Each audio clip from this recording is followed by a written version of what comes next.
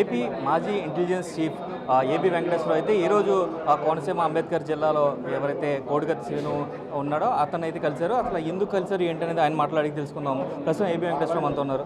Sir, అసలు ఈరోజు కోడికత్తి శ్రీను దగ్గరికి వెళ్ళి పరామర్శించడానికి ప్రధాన కారణం ఏంటి సార్?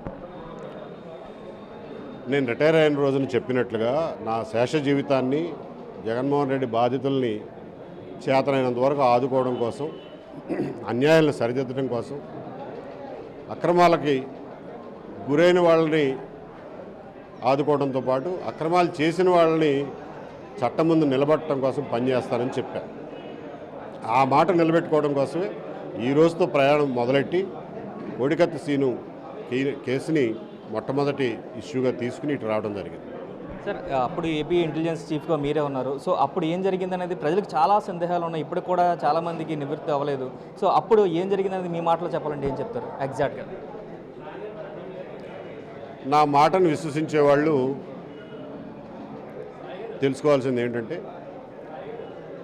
జనపల్లి శ్రీనివాస్ అనే అతను వైఎస్ రాజశేఖర రెడ్డి గారికి, వైఎస్ జగన్మోహన్ రెడ్డి గారికి వీరాభిమాని. ఆ విషయంలో ఎటువంటి సందేహం లేదు. ఎందుకంటే 25 మంది సాక్షులు చెప్పారు ఈయన ఎంత ఆయన కోసం తప్పించిపోయేవాడు అని. అతను ఆ సంఘటనకు పాల్పడింది కోడికత్తితో ఆయన భుజం మీద గుచ్చడం అనేది, దానివల్ల ఆయనకి సింపతి వచ్చి ఆయనకి ఇంకా ఎక్కువ ఓట్లు వచ్చి 160 సీట్లు రావాలని చెప్పి ఆ పిచ్చి అభిమానంతో చేసిన పనే తప్ప దాని వెనక కుట్ర లేదు, ఓ పెద్ద ఆలోచన లేదు. తెలిసి తెలియని వయసులో తెలిసి తెలియక చేసినటువంటి పిచ్చి పని అది. కాబట్టి ఆ విషయంలో మీరు ఎవ్వరూ అనుమానపడక్కర్లేదు. నిజంగా ఎవరైనా పోనీ వైసీపీ పార్టీ వాళ్ళు కానీ, లేకపోతే ఆ పార్టీ మీద మమకారం చంపుకోలేని వాళ్ళు కానీ, ఎవరికైనా ఏమైనా అనుమానాలు ఉంటే ఒక సరైన ఫోరంలో ఆ అనుమానాలన్నీ తీర్చడానికి నేను సిద్ధంగా ఉన్నా. కాకపోతే కోర్టులో కేసు ఉంది కాబట్టి ఎక్కువ మాట్లాడితే సబ్జుడిస్ మ్యాటర్ మీద మాట్లాడినట్టు ఉంటుంది కాబట్టి ఎక్కువ చెప్పట్లేదు నేను. అదర్వైజ్ నేను మీకు ఇచ్చిన కాగితాలన్నీ పబ్లిక్ రికార్డ్, కోర్టులో ఉన్న రికార్డే కాబట్టి అందులో ఏమీ ఆక్షేపణ లేదు మీతో పంచుకోవడం. కోర్టులు మార్చడానికి కారణం ఏంటి అనుకుంటున్నారు సార్? అంటే విజయవాడ కోర్టు నుంచి విశాఖపట్నం మార్చారని చెప్తున్నారు కదా, అక్కడ కూడా ట్రయల్ జరగకుండా చేస్తున్నారు కదా, ఎందుకని? అంతే. ఓకే, నేను చెప్పాను కదా ఇందాక, జగన్మోహన్ రెడ్డి గారు ఈ కేసులో ఇచ్చిన వాంగ్మూలం పూర్తి అబద్ధాల పుట్ట. దాన్ని ఆయన కోర్టులో సమర్థించుకోలేరు, క్రాస్ ఎగ్జామినేషన్కి నిలబడలేరు. తన అబద్ధాలు ఎక్కడ బయటపడిపోతాయో అనే భయంతో ఆయన కోర్టుకు రావడాన్ని ఎంతకాలం అయితే అంతకాలం అవాయిడ్ చేద్దామని చూస్తున్నారు. దానికి ఎన్ని రకాల టెక్నికల్ ప్రయోగించాలో అన్నీ ప్రయోగిస్తున్నారు.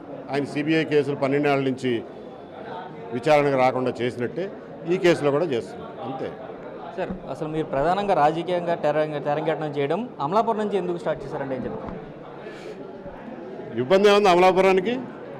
నాకు పరిచయమైనటువంటి చోటు, మంచి ప్రదేశం, మంచి ప్రజలు. అలాగే కోడికత్తి శ్రీను కేసుని ఫస్ట్ టేకప్ చేశాను కాబట్టి అక్కడే అనౌన్స్ చేస్తే సముచితంగా ఉంటుంది కదా. లేకపోతే నువ్వు ఏ హోదాలో ఏ స్థాయిలో ఇవన్నీ చేస్తున్నావా అని అడిగే ప్రమాదం ఉంది. అంటే అమలాపురం నుంచి పోటీ చేసే ఒపీనియన్ ఏమైనా ఉందా? అమలాపురం నుంచి పోటీ చేయలేమని మీకు తెలుసు, నాకు తెలుసు. అలాంటివి ఏమి లేవండి. అట్లా కాదు, ఇప్పుడు చూసుకున్నట్లయితే మనకి క్లియర్గా ఇప్పుడు జగన్ నెవర్ అగైన్ అంటూ కూడా మీరు ఒక స్టేట్మెంట్ ఇచ్చారు. సో కేవలం జగన్ టార్గెట్గానే మీ రాజకీయ ప్రస్థానం ఉండబోతుందా, లేదా ప్రజలకి సపరేట్గా ఏదైనా ఒక ఎజెండా తీసుకోబోతున్నారు? రాజకీయాలంటే ఒక రీజనబుల్లీ బ్రాడ్ ఎజెండా ఉంటుంది, విస్తృతమైనటువంటి ఎజెండా ఉంటుంది. అందులో ముఖ్యమైన భాగం ఇది. ఎందువల్లంటే ఇది చాలా ప్రమాదం. ఈ ప్రమాదం నుంచి ముందు తప్పించుకోలేకపోతే ఇంక ఏం చేసినా ఉపయోగం లేదు. మనం ఎంత కాళ్ళు చేతులు ఆడించినా ఏమీ ఉపయోగం లేదు. కాబట్టి దీన్ని ముఖ్యమైన ప్రాధాన్యతగా నేను తీసుకుంటున్నాను. అంటే ఇప్పుడు మీ రాజకీయ తెరంగేటం తర్వాత ఇంకా ఎన్ని అంటే ఇప్పుడు జగన్ బాధితుల్లో ఫస్ట్గా శ్రీనుని కలిశారు, తర్వాత ఇంకెవరు ఉండబోతున్నారు? అంటే ఎంతమంది అయినా మీరు లిస్ట్ అయినా తయారు చేసుకున్నారు? లిస్ట్ ఏం తయారు చేసుకోలేదండి. ఆ 5 సంవత్సరాల పేపర్లు తిరిగేస్తే మీకు అర్థమైపోతుంది. సో ఏ రోజు పేపర్ తీసినా కానీ ఆ రోజున ఒక విక్టిమ్ మీకు ఉంటారు. అందులో నేను ఎంతమందిని అప్రోచ్ అవ్వగలను, ఎంతమందితో మాట్లాడగలను, ఎంతమందికి సాయం చేయగలను అంతవరకు చేస్తాను. టీడీపీ నుంచి మీకు చంద్రబాబు ఒక పోస్ట్ కూడా ఆఫర్ చేశారు పోలీసుకి సంబంధించి. సో అది తీసుకుంటారా, తీసుకోరంటే ఏం చెప్తారు? తీసుకోలేదుగా, చెప్పానుగా, తీసుకోలేదు. నా ప్రాధాన్యత అది కాదు కాబట్టి అందుకనే తీసుకోవడం, వేరే కారణం లేదు.